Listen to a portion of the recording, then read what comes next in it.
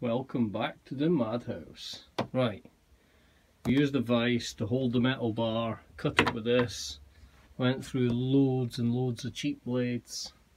Yeah, I do have a grinder, but I only have one cutting disc, which I think is still on the grinder. Yeah, it is, and it's damaged, so I don't want to use that. Don't want to give my face some choppy halfway through the job. So this is what we've made. We've cut little bits and we're going to make like U shapes here and here. They'll obviously stand up straight. That's going to be our brackets. Once they're in place, we'll mark the holes off, bore holes through them to take the axles, and we'll bolt the rest of it all together. But biggest problem just now is this thing. This is an AC. I think it's a 90 watt. Yeah, 90 amp. Yeah, it is. Oh, I'll step out of the way. It's a 90 amp. So, don't know where they're getting the 100 from. It did say Wolf when I bought it, but there's no markings or branding on it. Pretty much generic, like the Harbour Freight welder, but it's got the minimum, maximum 1 and 2, so 4 settings. We'll probably just shove it on the highest setting, maximum 2. Seen other people using it at wire feed speed 6. Good a place to start as any. We do have an auto darkening welding helmet over here. Gloves, in case the safety trolls want to put them on to hold their phone for when it happens. Pussies. I suppose I better use good practice and wear them. Got some grabby hotty. And yeah, never welded with this kind of gasless welder before. Never mind an AC welder. So we're expecting lots of raspberries and spraying like a Ghostbuster gun and ectoplasm being left over everything. So there's no way we're going to do it in the toilet paper fort, because everything in here, from petrol, which is down in here, up in here, ignore that. I got fireworks right next to the fire, because I think that's what makes the fireworks. It's crazy. Yeah, we need to try and do it outside somewhere, and as it's usual Scottish weather out there, it's going to be a bit of a struggle. So this is where we're at just now. If I can, I'll hook everything up and we'll go for a couple of tack welds and see if we can even do that properly. But to do that, we'll probably need to clean up the edges of all the metal, because all the videos I've seen, everybody urges you to clean up the bits that are actually going to get welded, so there's no scaling. So right now I'm going to use the vise to hook everything up and clean it one by one, all the edges that are going to get welded. So onto that. Just you try that with a file. Next plan. That moment when you search the entire toolbox for the key to make your life easier, and when you get there, the cupboard is bare, the panic stage sets in, you freak out for a while, and then you just look around. The wonders of magnetic strips close to hand. I use them everywhere. These things are amazing. Hoorah! Another very handy practice. Once you've set up your flat sander, your flap sander is going to cause loads of sparks. When your spark's going to travel, mines are going to travel this way.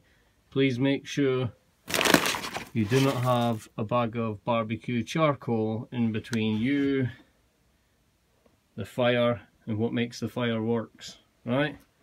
Not a good plan. All sorts of safety devices. We have goggles, specs, masks, bald spot protector. If we can ignite the fireworks, it's going to be like a bonus, isn't it?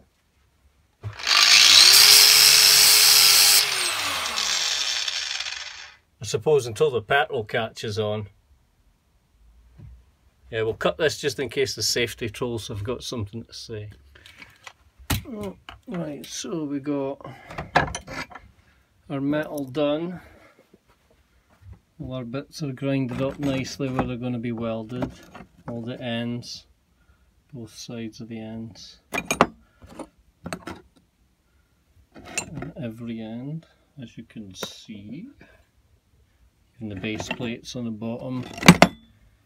So I've been done at both spots where they will be joined, so I think I'm following best practice, although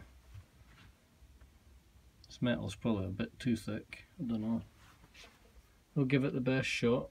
We don't need it to be holding up RSJs for a building or nothing like that. We just need it to support a piddly little engine and a bit of sidewards tweaking action.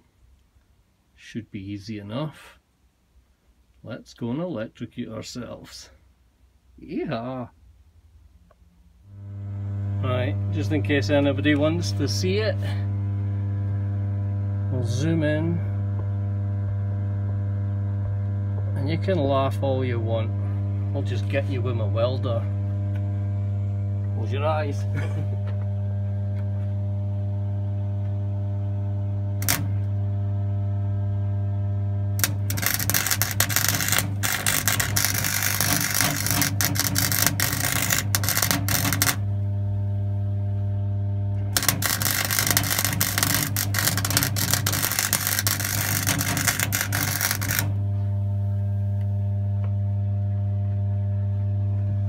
That's it.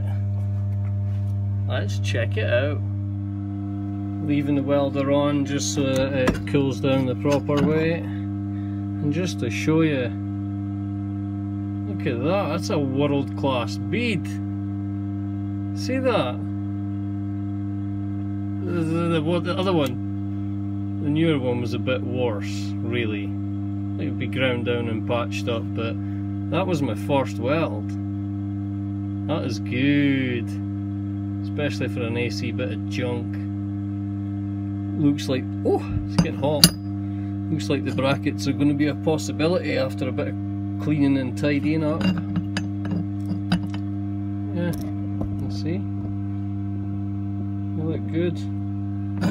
They're good enough for what I need anyway. They're going to be well and truly strong enough. And I expected tons more splatter than what's there. But I did see lots of it flying everywhere. It's not quite got the keeping my hand stable, it's coming away, getting closer, coming away. Feed's getting too long, it's getting messy and blowing out, so I can see now why people hold the hand steady and drag slowly, just so, you know, you don't want to go out the lines. But a big noisy machine, I welded up fine. See, the welder works. Worked a treat. Right, let's see if we can get these completed today. Right, well, party over. Let's check the damage. We have, whoo, hot! 2 brackets. Let me set you up. I'll have a closer look. Right, this is what we have. Right. Now, if I line these up, this is the side. Hot! Come on, you. Right, I've got one at the front, right up there. That one's still a bit cozy. We kind of messed the one up at the back, which turned out to be a little bit squint on this piece, but we'll bend that into submission. Now the idea is we can drill the holes for where the axles go through on both of them, and then a couple of smaller holes for other bolts to go through, just to keep it all clamped together and give it some side rigidity.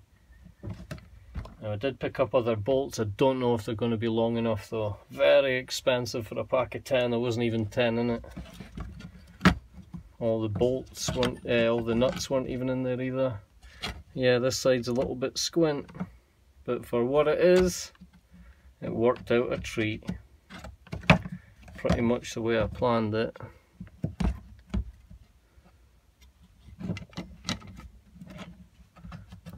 I'm very happy with that. So I'm going to get marking up holes and see if we can get it lined up. Well, I am very hungry, but as you can see, brackets are on, they're drilled, axles are through them.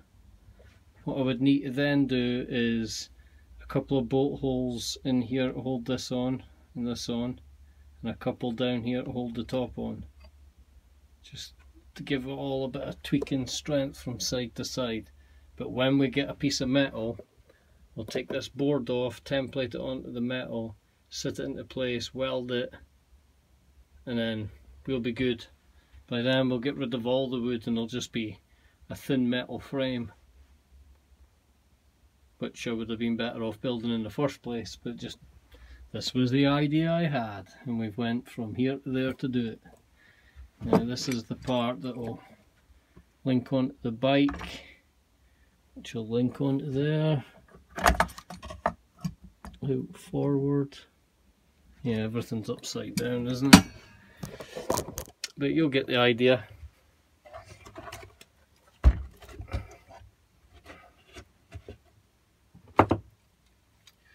This here from the bike will be holding on to there, will be clamped into place. Oh, where are we? Like that. And then all we need is 2 bars to run from there down to the back wheel, 1 bar for each side. And then we should see about getting the edging mounted, which will then leave us a chain and a sprocket hookup, which I don't know what we're going to do yet. I might pull the 10-tooth sprocket off the other engine I have, see if it fits this. If it does, we have a chain, a sprocket, and a rag wheel joint sprocket for the back as well, which pretty much means we'll be done. But yeah, a long time making. We've used everything from welders, grinders, cutting tools, saws, drills, every kind of saw you can imagine, chopping through all the plastic, and using a drill press, a hand drill, an impact driver, another corded power drill. Went through everything, wire brushes, flap sanders, all just to get it back to here where it looked like it was the other day. Only now everything is reinforced with this frame. So if I bore a couple of holes through here and here, it means this thing, the plate for the top, will be bolted and straight. It'll just give it some pivot rigidity. I reckon this is gonna slap straight on a bike and go, not a problem. Bit worried about the flimsiness of this and this taking on water and becoming weak, so the sooner we get a bit of metal the better. But yeah, for just now that's it. The bolts I got were too small, they were only 80 mil I think they were, and they needed to be at least 100. So yeah, pie-eyed on that one. Anyway, I shall go for just now and leave it with you. We nearly have a universal motorized dual suspension mountain bike engine adapter. Wicked. Anyway guys, bye for just now.